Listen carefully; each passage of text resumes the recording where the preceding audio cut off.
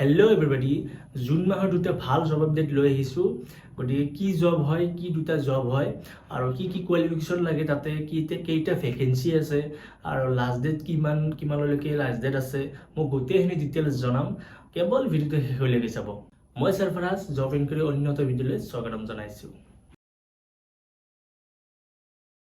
তো এই চলি থকা জুন মাহত বহুকেইটা জব আপডেট গুচি গ'ল। মই ইনষ্টাগ্ৰামত নটিফিকেশ্যনবিলাক দি থাকোঁ। আপোনালোকক ইনষ্টাগ্ৰামৰ পেজটোৰ মই লিংকটো ডিছক্ৰিপশ্যনত দি দিম, আপোনালোকে চাই ল'ব, ফ'ল' কৰি ল'ব, আপডেটবোৰ পাই থাকিব। গতিকে প্ৰথম জব আপডেটটো হ'ল তিনিচুকীয়া জুডিচিয়াৰী ৰিক্ৰুইটমেণ্ট। এই জব আপডেটটো মই অলৰেডি দিছোঁ এটা ভিডিঅ', মই গোটেইখিনি তথ্য জনাইছোঁ তাত কি কোৱালিফিকেশ্যন লাগে, কেইটা ভেকেঞ্চি আছে, আপোনালোকক কি ডকুমেণ্টছ লাগে, মই গোটেইখিনি তথ্য সেই ভিডিঅ'টোত জনাইছোঁ। মই ডিছক্ৰিপশ্যনত লিংকটো দি থৈছোঁ, আপোনালোকে গৈ চাব পাৰে। তথাপিও মই অলপমান ইয়াতে সৰলভাৱে জনাবলৈ চেষ্টা কৰিছোঁ। এই জব আপডেটটোৰ আপোনালোকে তিনিচুকীয়া জুডিচিয়াৰী মেজিষ্ট্ৰেটত হয়। 5টা পোষ্ট ওলাইছে, তিনিটা হ'ল পিয়নৰ পোষ্ট আৰু 2টা হ'ল কৰ্মচাৰী পোষ্ট।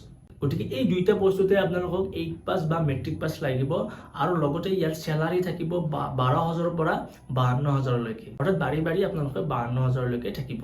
আৰু ইয়াৰ লাষ্ট ডেটটো হ'ল 25 জুন। গতিকে 25 জুনৰ আগত আপোনালোকে এপ্লাই কৰি লওক। গতিকে কেনেধৰণে কেনেধৰণে এপ্লাই কৰিব লাগে মই সেই ভিডিঅ'টোত জনাইছিলোঁ। তথাপিও মই একবাৰ কৈ দিওঁ, এইটো এপ্লাই অনলাইন যোগে নহয়, অফলাইন যোগেহে কৰিব লাগিব। অৰ্থাৎ আপোনালোকে পোষ্ট অফিচৰ দ্বাৰাই এপ্লাই কৰিব লাগিব। আপোনালোকে ফৰ্মখনৰ লগতে গোটেইখিনি ডকুমেণ্টছ এটাচ কৰি পোষ্ট অফিচত দি দিব পাৰিব। পোষ্ট অফিচটোৰ যিটো এড্ৰেছ হয় মই স্ক্ৰীণত দি থৈ দিছোঁ, আপোনালোকে সেই এড্ৰেছটোত দি দিব পাৰে। গতিকে এইটো এটা যিটো 8 পাছ বা আপোনালোকে যদি মেট্ৰিক পাছ কৰা যিসকল ব্যক্তি হয় সেইসকলে এপ্লাই কৰিব পাৰে। এতিয়া নেক্সট জব আপডেটটোলৈ মই আগবাঢ়িছোঁ। সেই জব আপডেটটো হ'ল SBI PO, অৰ্থাৎ SBI প্ৰভিচনাৰী অফিচাৰ। গতিকে এই যিটো SBI PO ভেকেঞ্চি হয় এইটোৰ ওপৰত মই এটা এক্সপ্লেনেশ্যন ভিডিঅ' বনাম। গতিকে আপোনালোকে ছাবস্ক্ৰাইব কৰি থ'ব চেনেলটো, তেতিয়াহে আপোনালোকে আপডেটবোৰ পাই থাকিব। SBI PO অৰ্থাৎ প্ৰভিচনাৰী অফিচাৰত 1500টা ভেকেঞ্চি মুকলি কৰিছে। গতিকে 1500টা বহুত বেছি ভেকেঞ্চি হয়। গতিকে আপোনালোকে এপ্লাই কৰিব পাৰে।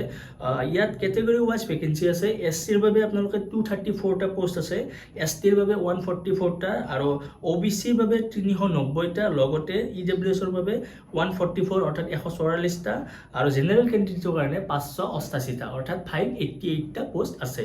লগতে ইয়াৰ এজ লিমিটটো 21 বছৰৰ পৰা 30 বছৰ ৰাখিছে আৰু ইয়াত এজ ৰিলেক্সেশ্যন এনেকুৱা ধৰণৰ। আৰু এটা কথা মই কোৱাই নাই এতিয়ালৈকে, ইয়াত এডুকেশ্যন কোৱালিফিকেশ্যনটো আপোনালোকৰ গ্ৰেজুৱেট পাছ লাগিব। গতিকে আপোনালোকে গ্ৰেজুৱেট পাছ যিকোনো ফিল্ডৰ পৰা কৰিলেই হ'ব।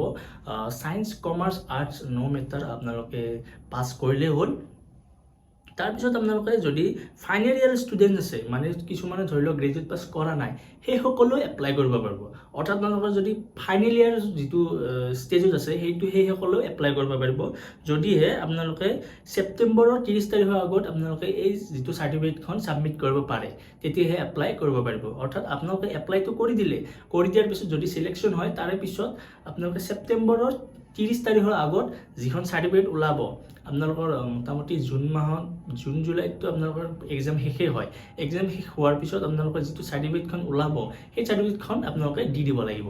লগতে আপোনালোকৰ আদাৰ প্ৰফেচনেল ডিগ্ৰী হোল্ডাৰ অৰ্থাৎ candidates processing qualification such as medical, engineering, chartered account, cost account with also' be eligible. যিসকলে মেডিকেল বা ইঞ্জিনিয়াৰিং হওক বা চাৰ্টাৰ্ড একাউণ্ট বা কষ্ট একাউণ্ট সেইসকলে এই ভেকেঞ্চিটোত এপ্লাই কৰিব পাৰে। নেক্সট আহিল আপোনালোকৰ এপ্লিকেশ্যন ফিজ। ইয়াত আপোনালোকে UR, EWS বা OBC কেটেগৰীসকলে 750 টকাকৈ এপ্লিকেশ্যন ফিজ দিব লাগিব। লগতে SC, ST, PWD এপ্লিকেশ্যনসকলে একো এপ্লাই ফিজ দিব নালাগে। যিবোৰ পে'মেণ্ট মোডটো আপোনালোকে debit card, credit card, internet banking যিকোনো মাধ্যমেৰে কৰিব পাৰে। কিন্তু ইয়াত গুগল পে' বা ফোনপে' ইয়াত উপয়োগ কৰিব নোৱাৰিব চাগে, সেইটো পিছত চাব লাগিব। এপ্লিকেশ্যন ষ্টাৰ্ট হৈছে 18 জুনৰ পৰা আৰু ইয়াৰ লাষ্ট ডেটটো আহিছে 8 জুলাই। গতিকে 8 জুলাইৰ আগত আপোনালোকে সোনকালে এপ্লাই কৰি লওক। ইয়াৰ এপ্লাই লিংকটো মই মোৰ ডিছক্ৰিপশ্যনতে দি থৈ দিছোঁ, আপোনালোকে চাব পাৰে।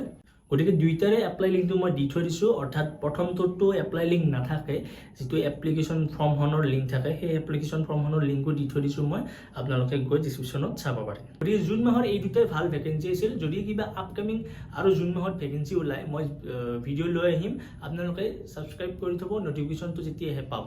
ধন্যবাদ, জয় আহোম।